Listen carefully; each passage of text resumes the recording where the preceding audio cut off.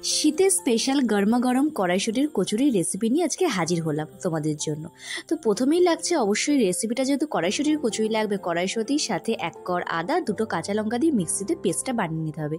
এবার কড়াইতে রিফাইন তেল দিয়ে সাথে হিং আর কালো জিরে ফোড়ন দিয়ে একটু হালকা নাড়াচাড়া করে পেস্টটা দিয়ে নুন আর চিনি দিয়ে ভালো করে ঘুটানাটা করে বা জিনিসটাকে শুকিয়ে নিতে হবে লো ফ্লেমে।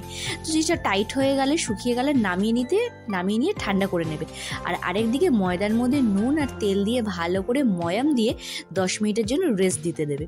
দিয়ে 10 মিনিট পর আবার একটুখানি খুলে নিয়ে ভালো করে 2-3 মিনিট ডলা দিয়ে নেওয়ার পর সুন্দর করে এক একটা করে লেচি কেটে, আর যেরকম করে আমি দেখাচ্ছি জিনিসটাকে এরকম করে একটুখানি লেচিটার মাঝখানটা ফাঁকা করে ওই কড়াইশুঁটির যে পুরটা আছে জাস্ট সেটা ভরে দিতে হবে।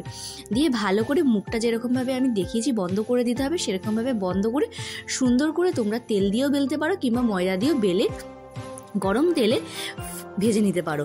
আর এই শীতের রাতে ব্যাপারটা পুরো জমে যাবে যদি কড়াইশুঁটির কচুরির হয় যদি লাল লাল ঝাল ঝাল আলুর দম আর শীতের স্পেশাল গুড়ের রসগোল্লা, তাহলে তো রাতের ডিনারটা ব্যাস জমে ক্ষীর, মানে এরকম একটা ব্যাপার।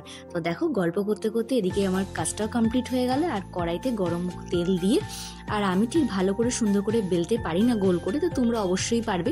তো তোমাদের যেটা সুবিধা হয় তেল বা ময়দা দিয়ে বেলে নেবে, বেলে নিয়ে ফুটন্ত তেলে লো ফ্লেম করে লুচিগুলো দিয়ে দেবে। ব্যাস ফুলকো ফুলকো লুচি বা কড়াইশুঁটির কচুরি যাই বলো, রেডি হয়েই গেছে।